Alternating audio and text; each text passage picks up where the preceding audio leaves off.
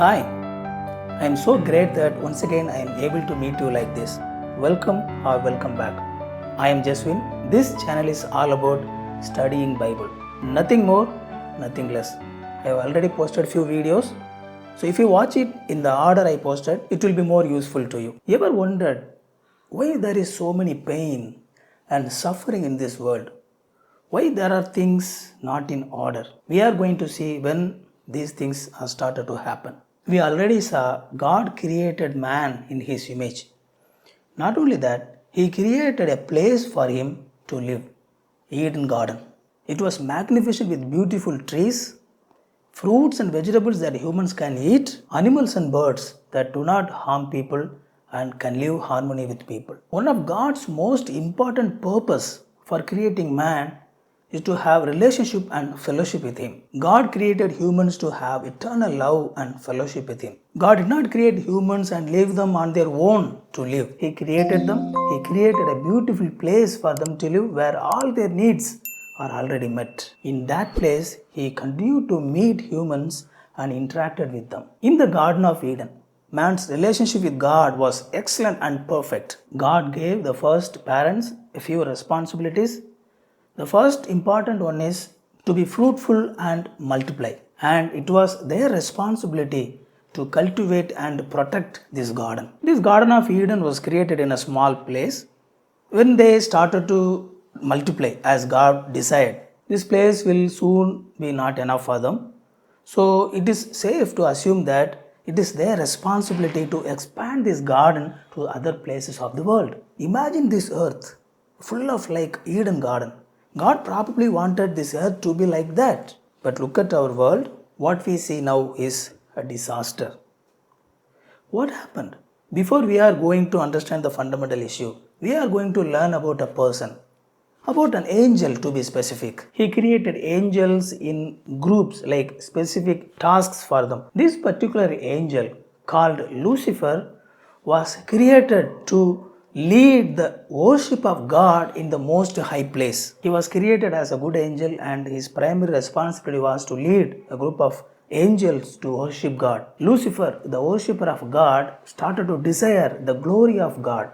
Remember, as I said in the last session, God gave angels their free will. To put it more plainly, he wanted to become God. Knowing these rebellious thoughts against God, he was cast out of God's presence. Some angels considered him as a leader and followed him. This Lucifer is called Satan in Bible, and the angels who followed him are demons. The simple translation of the word Satan is enemy or foe. Satan and his demons developed enmity against God. They have been working against God since the day they rebelled against God and cast out of the presence of God.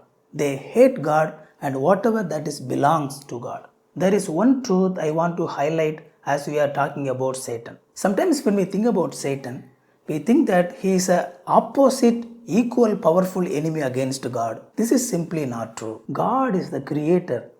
Satan was simply a creation. It is true that Satan has some power, but God's power is unlimited, but Satan's power is limited. God is omnipresent, Satan is not.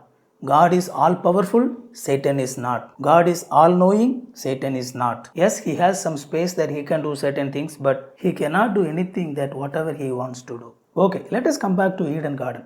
When God created Eden Garden, he placed two special trees among other trees. They are called the tree of life and the tree of knowledge of good and evil. They were placed in the middle of the garden. God gave only one command to Adam and Eve, or a warning if you may. They can eat any fruit from any trees, including the tree of life in the Garden of Eden, but they should not eat a fruit from the tree of the knowledge of good and evil. God warned them that if they eat, they will die. One fine day in the Garden of Eden, probably Adam and Eve's life was going smooth. There came a serpent and it started to talk. It started talking to Eve. Probably Adam was doing something away.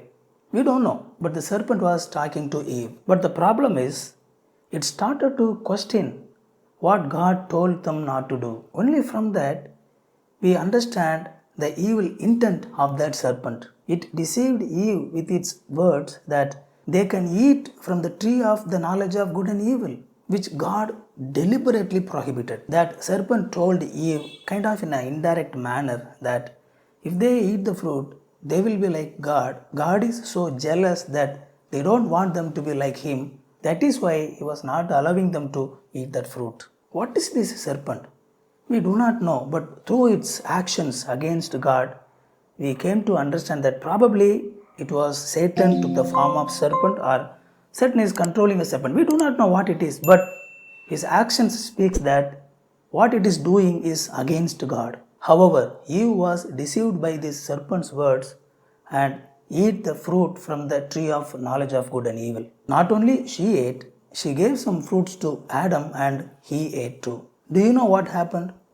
As Satan told, their eyes were opened, but they immediately realized that they were naked. Immediately their heart was filled with fear and they ran and hid themselves into the bushes. Bible calls this the original sin, the act of Adam and Eve deliberately disobeying God's word, an active rebellion against God. Why eating a fruit from a tree is so problematic for God? Is it that great deal? After all, it's a simple fruit, right? The actual problem is disbelief in God's word. God said you should not eat, but Satan said you can eat. They overlooked God's word and they accepted the words of Satan and they ate the fruit. They did not trust God, but they trusted Satan.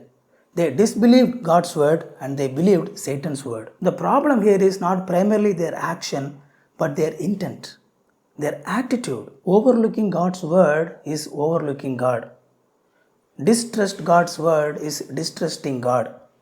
Disbelief in God's word is disbelief in God Himself. So that is the basic problem.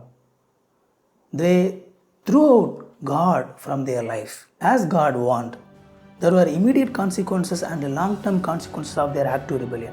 You don't want to miss that, right? That will be my next video. I hope this video is useful to you. What you learned newly, put that in comments. Like this video, subscribe the channel and click that bell icon so that you will get notified when I post the next video. Share this video to your friends if you think this video will be useful to them. Thank you for watching. We will meet in another video. God bless you.